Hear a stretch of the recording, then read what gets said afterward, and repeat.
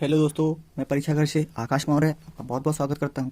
आज हम बात करने वाले हैं उत्तर प्रदेश राज्य के बारे में। उत्तर प्रदेश की बात करें तो उत्तर प्रदेश जो है बंगाल प्रेसिडेंसी का पहले भाग हुआ करता था। तो 1836 के बाद आगरा प्रेसिडेंसी का भाग हो गया था। तब इसका नाम बदलकर उत्तर पश्चिमी प्रांत रख दिया गया था। उत्तर पश्चिमी प्रांत रख दिया गया तथा इसकी राजधानी जो है आगरा हो गई थी। आगरा हो गई थी। इसके पश्चात अगर दोस्तों बात करें तो 1856 में लॉर्ड डलहौजी द्वारा जो है अवध के शासक वाजिद अली शाह, जो अवध के अंतिम नवाब थे, उनको अयोग्य घोषित करके आगरा प्रेसिडेंसी में अवध का विलय कर लिया गया था। तत्पश्चात 1858 में आगरा प्रेसिडेंसी की राजधानी आगरा से बदलकर इलाहाबाद प्रयागराज कर दी गई। पहले इलाहाबाद हुआ करता था, जो अब वर्तमान में प्रयागराज है, कर दिया गया। उसके पश्चात दोस्तों 1877 में फिर आगरा प्रेसिडेंसी का नाम बदलकर आगरा एवं अवध उत्तर पश्चिमी प्रांत रखा गया। उत्तर पश्चिमी प्रांत रखा गया। इसके पश्चात दोस्तों 1902 में भी इसका नाम बदला गया। 1902 में आगरा प्रेसिडेंसी का नाम आगरा एवं अवध उत्तर पश्चिमी प्रांत से बदलकर आगरा एवं अवध का संयुक्त प्रांत रखा गया। उसके पश्चात दोस्तों फिर इसका भी राजधानी परिवर्तन 1921 में लखनऊ की गई, जो कि आंशिक रूप से थी। इसके पश्चात दोस्तों 1937 में इसका नाम फिर पुनः बदला गया। इसका नाम बदलकर संयुक्त प्रांत रख दिया गया। इसके पश्चात दोस्तों 1937 से भी इसकी राजधानी लखनऊ पूर्णतया राजधानी लखनऊ हो गई। ठीक है दोस्तों, फिर देश के आज़ाद होने के बाद फिर 24 जनवरी 1950 को इसका नाम फिर बदला गया। फिर इसका नाम बदलकर उत्तर प्रदेश रखा गया। ठीक है दोस्तों, उसके बाद फिर इस समय जो है 1950 के आसपास जो है राज्य ABCD कैटेगरी में बांटे गए थे। तो फिर इसके लिए 1 नवंबर 1956 को राज्य पुनर्गठन अधिनियम लाया गया। राज्य पुनर्गठन अधिनियम के द्वारा फिर इसको जो है 1 नवंबर 1956 को पूर्ण राज्य का दर्जा प्रदान किया गया। ठीक है दोस्तों, चलिए दोस्तों आगे बात करते हैं। अगर हम उत्तर प्रदेश के जिलों की संख्या की बात करें तो उत्तर प्रदेश में वर्तमान में जिलों की संख्या है 75 जिले हैं। ठीक है दोस्तों, अगर हम उत्तर प्रदेश के ग्राम पंचायतों की बात करें तो वर्तमान में जो है उत्तर प्रदेश की ग्राम पंचायतें हैं 59,163। ठीक है दोस्तों, अगर हम विकासखंड की बात करें तो 822 विकासखंड हैं हमारे उत्तर प्रदेश राज्य में। ठीक है दोस्तों, आगे देखते हैं दोस्तों। अगर हम उत्तर प्रदेश की वर्तमान स्थिति की बात करें दोस्तों,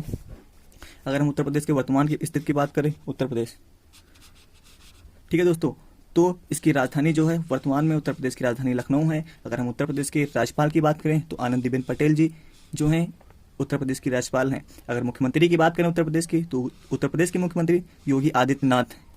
तथा अगर हम उत्तर प्रदेश के उप मुख्यमंत्रियों की बात करें तो उत्तर प्रदेश में 2 उप मुख्यमंत्री हैं। पहले हैं केशव प्रसाद मौर्य और दूसरे दिनेश शर्मा, डॉक्टर दिनेश शर्मा जो हैं उत्तर प्रदेश के दूसरे उप मुख्यमंत्री हैं। ठीक है दोस्तों, अगर हम आगे देखते हैं दोस्तों, अगर हम उत्तर प्रदेश की विधानसभा सीटों की बात करें, उत्तर प्रदेश में विधानसभा सीटें जो हैं 300+1 है।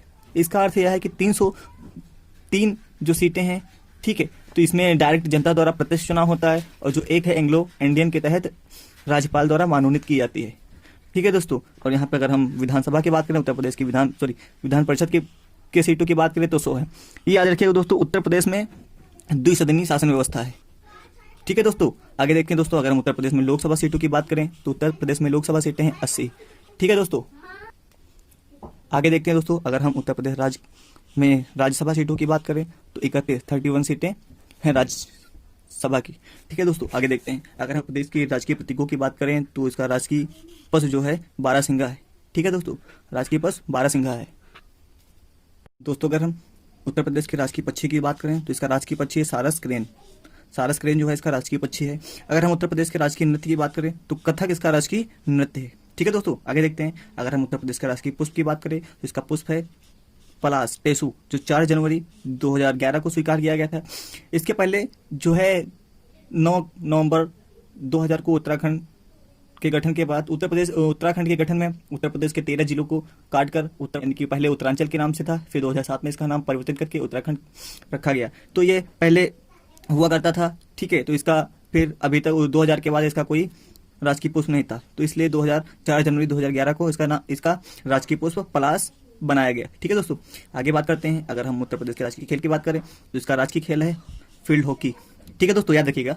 अगर हम राजकीय वृक्ष की बात करें तो इसका राजकीय वृक्ष है अशोक।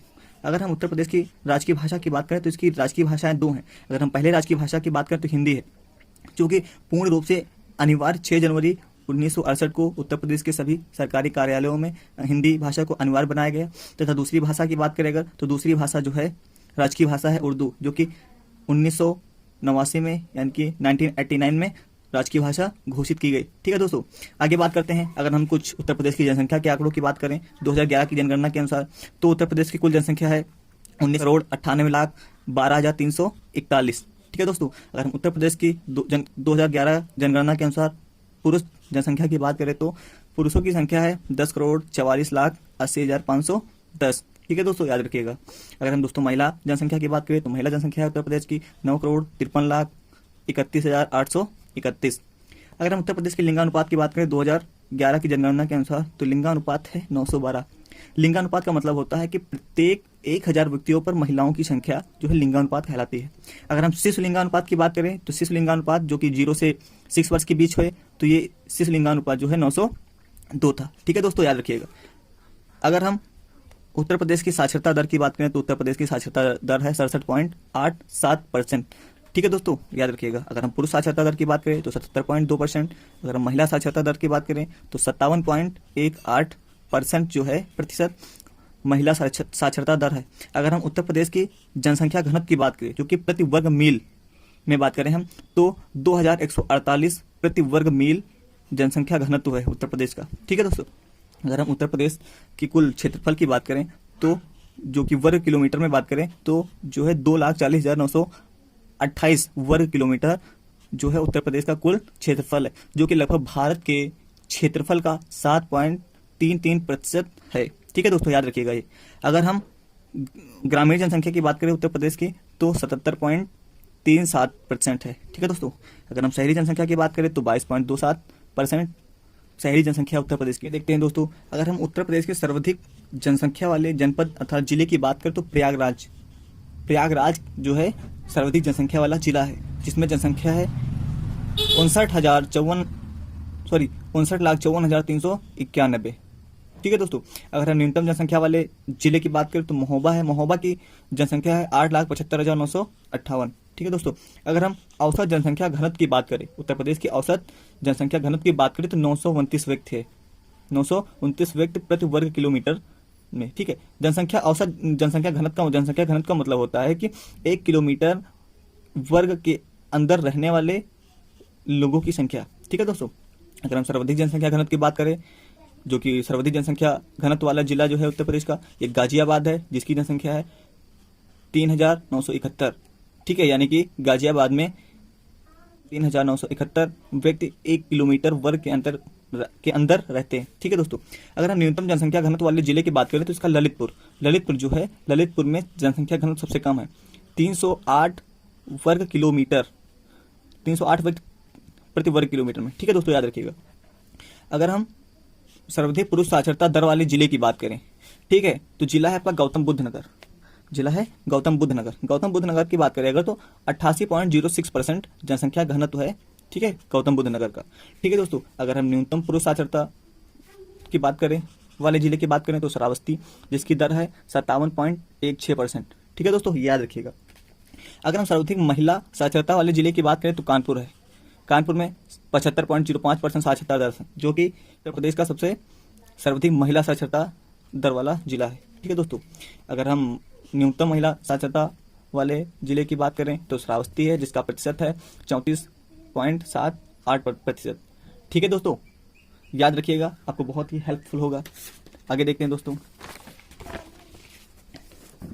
आगे हम अगर उत्तर प्रदेश की सीमाओं की बात करें, उत्तर प्रदेश की सीमा की विस्तार के बारे में बात करें तो उत्तर प्रदेश जो है पूर्व से पश्चिम तक की जो उत्तर प्रदेश की लंबाई है 650 किलोमीटर है। ठीक है दोस्तों, और दक्षिण से उत्तर चौड़ाई जो है 240 किलोमीटर है। ठीक है दोस्तों, अगर हम इसकी अन्य सीमाओं की बात करें तो उत्तर प्रदेश जो है नेपाल के साथ अंतर्राष्ट्रीय सीमा साझा करता है या फिर बनाता है। ठीक है, और हम अगर अंतर्राज्यीय सीमाओं की बात करें तो उत्तर प्रदेश 8 राज्यों तथा 1 केंद्र शासित प्रदेश के साथ सीमा साझा करता है, जो कि क्या है, दिल्ली। ठीक है दोस्तों, उसके साथ अंतर्राज्यीय सीमा साझा करता है। अगर हम उत्तर प्रदेश का सबसे पूर्वी जिला देखें तो उत्तर प्रदेश का सबसे पूर्वी जिला जो है बलिया है, जो कि बिहार के साथ सीमा साझा करता है। ठीक है दोस्तों, अगर हम पश्चिमी जिले की बात करें तो पश्चिमी जिला जो है शामली। ठीक है, उत्तर प्रदेश का सबसे पश्चिमी जिला क्या है, शामली। ठीक है दोस्तों, याद रखिएगा।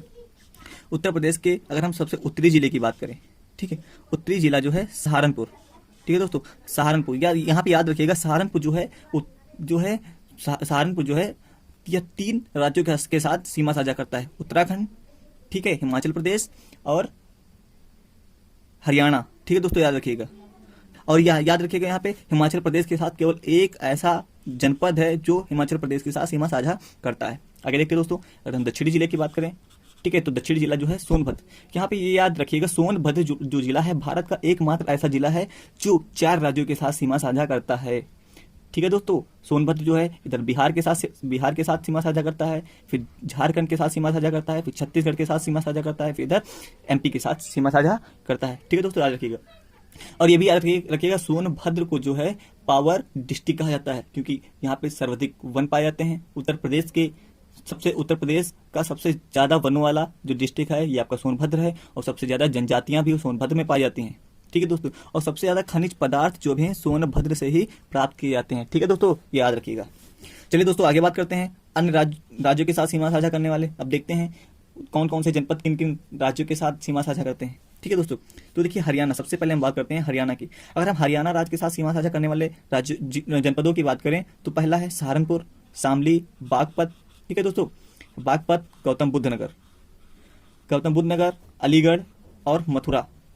1 2 3 4 5 6 डिस्ट्रिक्ट जो हैं हरियाणा के साथ सीमा साझा करते हैं, ये याद रखिएगा, ठीक है दोस्तों। अगर हम अगले राज्य की बात करें तो राजस्थान के साथ सीमा साझा करने वाले जनपदों की बात करें तो मथुरा और आगरा। राजस्थान के साथ 2 जनपद जो हैं मथुरा और आगरा सीमा साझा करते हैं, ठीक है दोस्तों, याद रखिएगा। आगे देखते हैं, अगर हम मध्य प्रदेश के साथ सीमा साझा करने वाले जनपदों की बात करें तो सबसे 1 नंबर पे है सोनभद्र, मिर्जापुर, प्रयागराज, चित्रकूट, बांदा, झांसी, ललितपुर, आगरा, इटावा, जालौन। और यहाँ पे याद रखिएगा उत्तर प्रदेश के साथ सर्वाधिक सीमा साझा करने वाला राज्य हमारा एमपी ही है। एमपी की सर्वाधिक सीमा उत्तर प्रदेश राज्य के साथ लगती है, ठीक है दोस्तों, ये याद रखिएगा।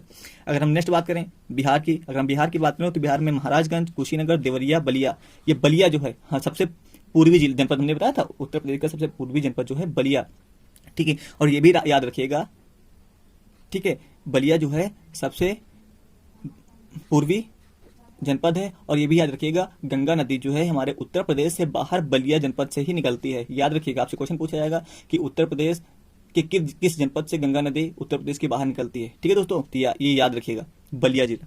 आगे देखते हैं गाजीपुर, चंदौली, सोनभद्र, ठीक है दोस्तों।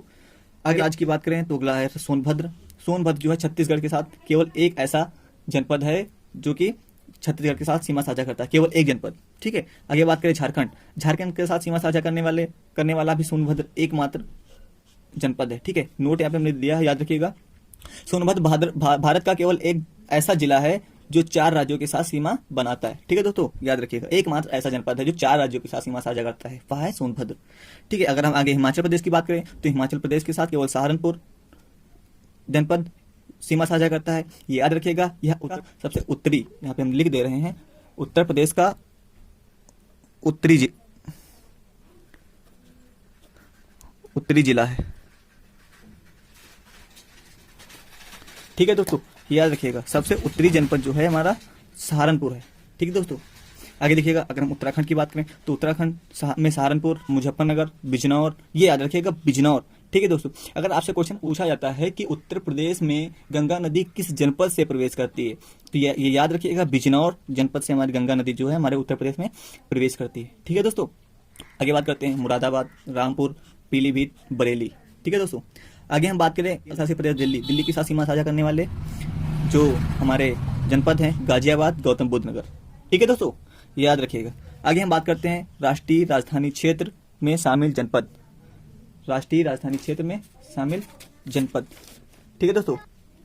अगर हम राष्ट्रीय क्षेत्र में शामिल जनपदों की बात करें तो सबसे पहले आता है तुम्हारा गौतम बुद्ध नगर, गाजियाबाद, बागपत, हापुड़, शामली, मुजफ्फरनगर, मेरठ और बुलंदशहर। ये हमारे जो है राष्ट्रीय राजधानी क्षेत्र में शामिल जनपद हैं, ठीक है दोस्तों, याद रखिएगा।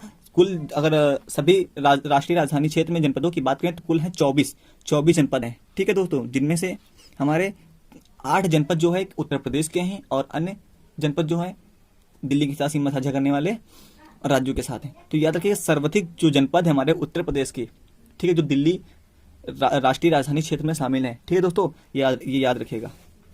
अगर हम आगे बात करते हैं उत्तर प्रदेश के मंडलों के बारे में, तो बात करें हम उत्तर प्रदेश में 18 मंडल हैं और उनमें जिलों की संख्या कितनी है बात करने वाले हैं। तो अगर हम उत्तर प्रदेश में बात करें, उत्तर प्रदेश में जो सबसे पहला है लखनऊ में 6 जिले हैं, कानपुर में 6 जिले हैं। मेरठ मंडल की बात करें, मेरठ मंडल में 6 जनपद आते हैं। अयोध्या मंडल की बात करें तो अयोध्या मंडल में 5 जनपद आते हैं। ठीक है दोस्तों, याद रखिएगा। अलीगढ़ की बात करें तो अलीगढ़ में 4 जनपद आते हैं। आगरा में भी 4 जनपद आते हैं, वाराणसी में 4 जनपद आते हैं, गोरखपुर में भी 4 जनपद आते हैं, देवी पाटन इनकी गोंडा मंडल जो है इसमें 4 जनपद आते हैं। बरेली मंडल की बात करें 4 जनपद आते हैं। मुरादाबाद मंडल की बात करें तो इसमें 5 जनपद आते हैं। प्रयागराज की बात करें तो प्रयागराज मंडल में भी 4 जनपद आते हैं। ठीक है दोस्तों, अगर हम आगे देखते हैं चित्रकूट धाम अर्थात बांदा जनपद की बात करें, मंडल की बात करें तो इसमें 4 जनपद आते हैं। मिर्जापुर मंडल में 3 डिस्ट्रिक्ट आते हैं। आजमगढ़ मंडल में 3 जनपद आते हैं। ठीक है दोस्तों, और बरेली मंडल की बात करें तो उसमें 3 जनपद आते हैं। झांसी में भी 3 आते हैं। सहारनपुर मंडल में 3 जनपद आते हैं। ठीक है दोस्तों, तो आज की क्लास को यही रखते हैं। ठीक है, वीडियो को लाइक, शेयर, कमेंट, चैनल को सब्सक्राइब करिएगा। ठीक है दोस्तों, धन्यवाद।